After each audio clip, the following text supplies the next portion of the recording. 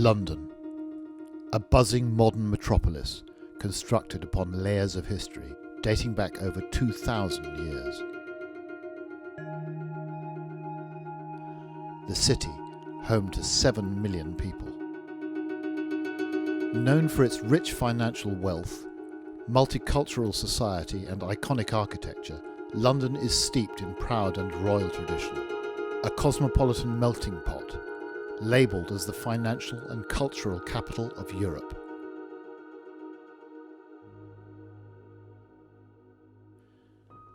The Tate Modern cements itself as one of the main cultural hotspots within London.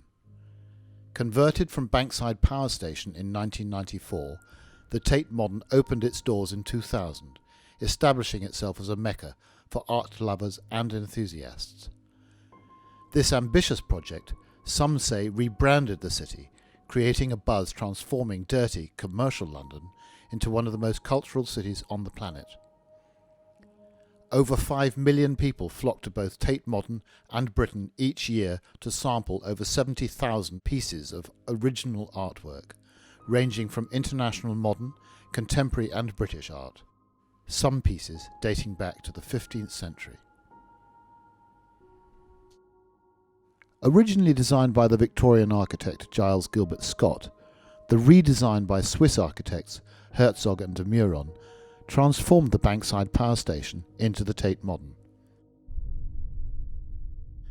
Preserving its character and charisma was key in the development of the project. Following a £12 million grant from the English Partnerships Regeneration Agency, the monument was purchased and development began. Since the site opened in 2000, it has been visited by over 40 million people.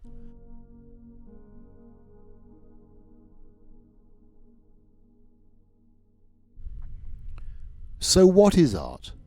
And how do people value it in today's society? Is it even important anymore? Do we see art differently depending on who we are? I'm going to start off with the first question. What is art to you? How do you view art?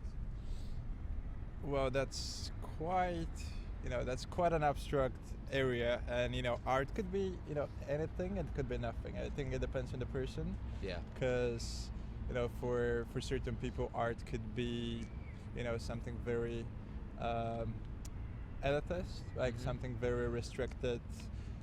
For others, art could be architecture, for example, or it could be anything you see in a museum, or could be lots of things. So I think it does depend on the viewpoint of the person.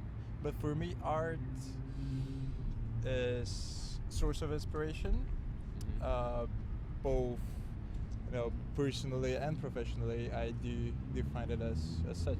For me, it's everything, because I'm an artist. I want to be a fashion designer. Depends on what you mean. I mean, there's music could be classed as art. Yeah. Paintings could be classed as art. Theatre, acting, performing of any sort, really.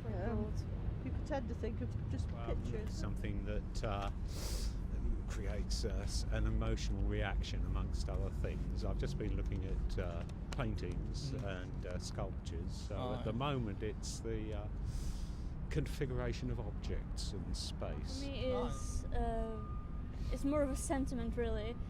It's something that you feel. You can't really just look at it and that's pretty. No, it's something you must feel with all your heart. Well, I think it's a really important expression of your moods, your feelings, how you see the world. It's an expression of someone's opinion. Yeah. It's their perception of something. Or it's an expression of someone's creativity in either visual, audio. Either that. Yeah, it's an expression of someone's opinion or perceptions, and creativity is the platform which people use. Oh, look. Okay. Okay then, so do you recognise this piece of art or not? No. No. I don't know. Okay. I have no idea. Okay. What do you think the actual meaning of this piece is? Like, the meaning of the piece is a relaxing, sunny British riverside walk. what's the first thing that sticks out to your mind when you see this? Happiness. It seems to be sunny. It seems to be like chill. It seems to be like something really relaxed for everyone. Behind what's that say? Behind the mask. There you are. Well, for me, this looks like the masks that people hide behind. Okay. Yeah. Which can be sadness, mystery even. Yeah. Fear. It's something to entertain. It kept the artist occupied while he conveyed what he was thinking at that time in his life. It's suggests to me North American, Native American faces with a white man in the middle. Maybe I'm reading a bit too much into it.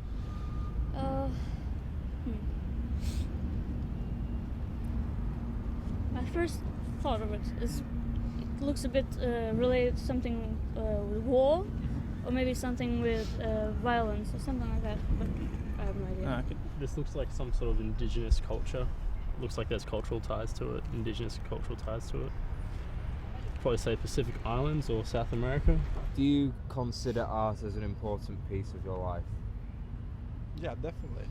I mean, for me, art Yeah. is happiness. Yeah. So if you don't have art in your life or in your real life, you don't have nothing. Yes, I do. Okay. One word answer was good in the Yeah, that's interview, always isn't good. it? Yes. I'm not really an artist, but in my free time I like to doodle. I think art is very important, but I do think that some of the art, the modern art, is a little bit. It's not.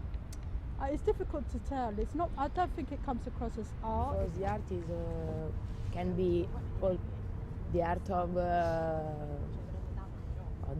paint, the art of speaking. So yeah, because I'm constantly watching TV and viewing, listening to music. I think we can consume art quite a fair bit, even if we don't know it, even through the internet these days. Kind of subliminal. Yeah, like memes, for example. Like if you call that art. Yeah, definitely. I think it's an expression of something, you know, whether that's someone's emotion or you know, someone's trying to get a message across, or you know, anything like that. So I think everyone's going to have a different interpretation, but I think it is really one avenue for expressing that, and therefore really important. Do you think art is just the painting?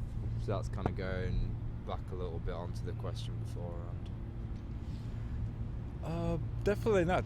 As I said, it could be painting, it could be sketching, but also, I mean, it takes so many forms. As you know, people could be creative in so many different ways. I mean, if you look at different crafts out there, I mean, that's art in a way, because you know, creating anything out of nothing is art. Yeah, like even if I'm going to IKEA, I can buy art, even if it's a cheap one. So yeah, like I can get art, or maybe if I'm going to H&M, like a shop, I can get art. Absolutely not. Well, it's anything that appeals to the five senses, so I'm not so sure about smell. Other than, well, there are some smells that are quite good, but you know, sound, vision, touch. Vision is the one that immediately jumps out. Art is a part of culture, and if art wasn't here, we wouldn't have all these beautiful buildings or everything. I mean, paintings really. or sculptures, anything like that. Yeah, exactly. No, art is everything. It's our everyday lives to see it. It's the buildings, it's the architecture, it's the sculptures. It's the way the sea moves as well. That's also maybe considered art. I don't know. It's the sounds, the music, everything. Where do we draw the line? That's difficult. It's difficult. It's so difficult because at the moment it's so extreme. It's it's well, the thing is, you're never going to be able to draw the line. You can't, because anything that people class as art will be art it's for them. opinionated, right? It's a personal Exactly, opinion. Yeah, your personal interpretation of things. Most people we interviewed valued art as an important asset, not only to society, but to their daily lives. Expressing that art is not just painting. For some it is lifestyle, for others it's something that they live and breathe. Some see it as a platform from which they can express their opinions, transfer messages, and use as a tool to innovate, encourage, and inspire. Art funding has become an epidemic problem. In recent years, financial backing has become increasingly limited, and budget cuts by international governments potentially limit public access to upcoming traditional, contemporary, and classic art forms, creating a new generation of intellectually deprived young people, which could therefore cause increased social isolation. This is increasingly important among low-income families. The study of art and music has been scientifically proven to improve children's cognitive abilities, both at home and during school. Children who are exposed to art are 3 times more likely to get a degree. Insufficient funding may also hinder the prospect of discovering new and upcoming artists. The future of art is uncertain. It is constantly changing, both with time and influence. But as long as humanity has creativity, art will never die.